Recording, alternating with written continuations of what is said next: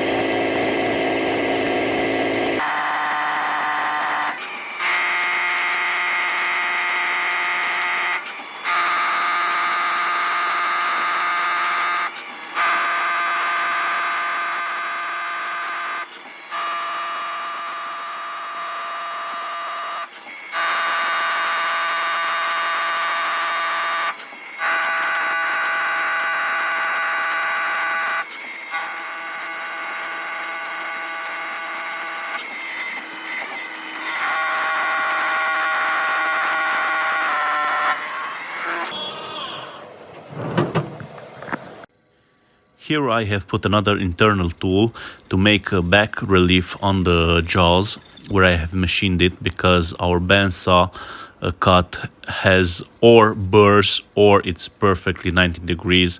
So our tool had a point 4 millimeters radius, and I needed to make a relief cut so it will always hit the back jaw and not remain an air gap.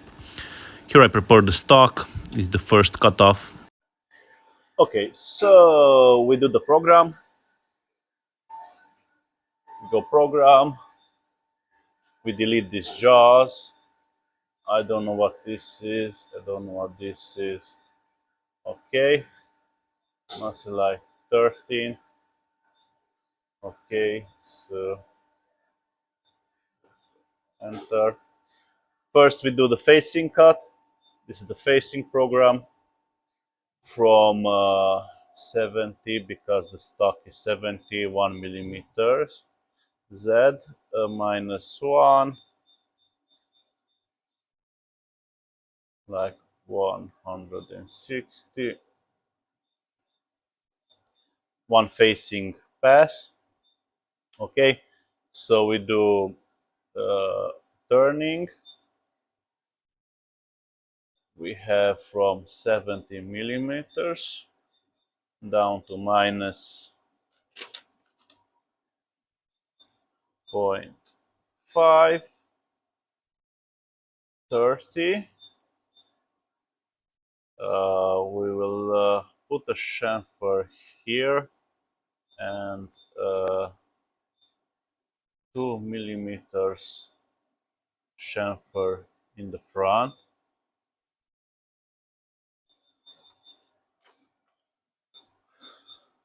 2000 RPM maximum, feed 0.22, enter 160 T1 with a total 2 millimeters in diameter. Finishing, no, I will do a finish, but after the threads are made, so that to remove all the burrs. Okay, do a graphic minus 70, let's say like this, with 0 interior diameter and 70 outer diameter. So this is the graphic simulation.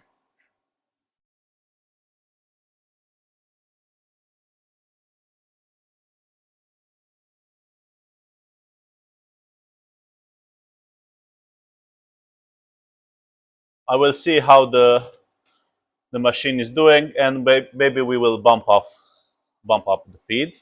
Okay, so I have the part in the jaws. I have checked my tool offsets. Let's play. This is the first part, but on the other parts I bump off the feed. For the regular turning I use like 0.35 millimeters and 1.5 millimeters depth of cut. This is 4140 or the 42 chromolybden 4, how you call it in Europe, and you need to need a big feed to break the chip. This is the QT with a commissured heat rate, and if you don't bump it up, the chips won't break and make a bird's nest. So you need to work this steel pretty hard and pretty fast. And this is how it looks after roughing. So now we change to the threading tool. We measure the threading tool and we do the threads. So for threading, we do the threading cycle. We go from XI and ZI 30, because we are making a 30 millimeters thread. ZF is the length.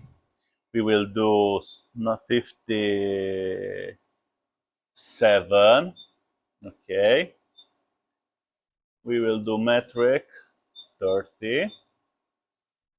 We will do the 60-degree angle. Uh, we will do this just 1 millimeters beginning and 800 thread with tool number 2 that is already set up, and we will try like this to see how it works. Okay, this was the threading cycle. Let's start the machine and see what it does. So an amateur mistake, I didn't put a minus on the Z finished length, and now it's cutting to the Z plus, so it cuts a left hand thread. Glad we didn't crash the machine because we cut it just in air, but this is why you always need to uh, check it with the simulation to see how the machine does the moves before you run the program. But it's an amateur mistake. Lucky we didn't crash it today. Okay, so I grabbed the gauge, my 30 millimeters gauge, and it won't go. So I will play with the offset a little bit. Okay, so the first part is done with the first setup. I made another pass and increased the chamfer here and increased the chamfer here. Uh, this is how the program looks now.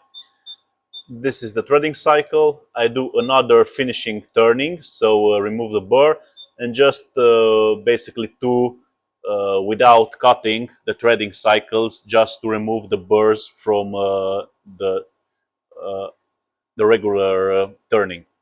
And we go to Z150, so I can put another part and change tool 1 and go to 70 millimeters. That is the outside diameter of the new workpiece.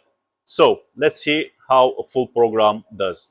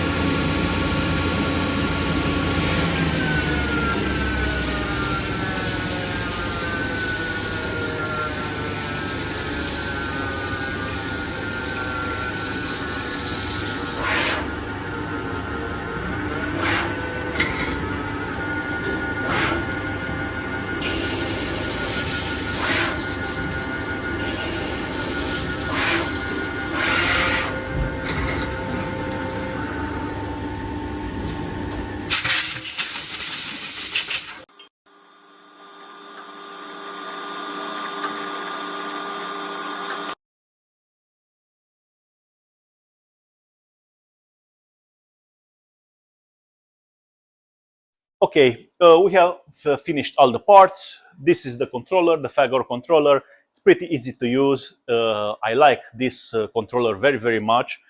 For me, as a beginner in CNC world, this is my first CNC lathe that is actually running, because I have another one, but that is another story.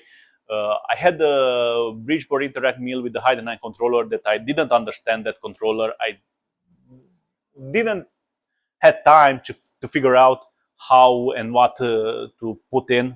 It was also a conversational, but an older type. So this I understand better. It is easier to use, more user friendly.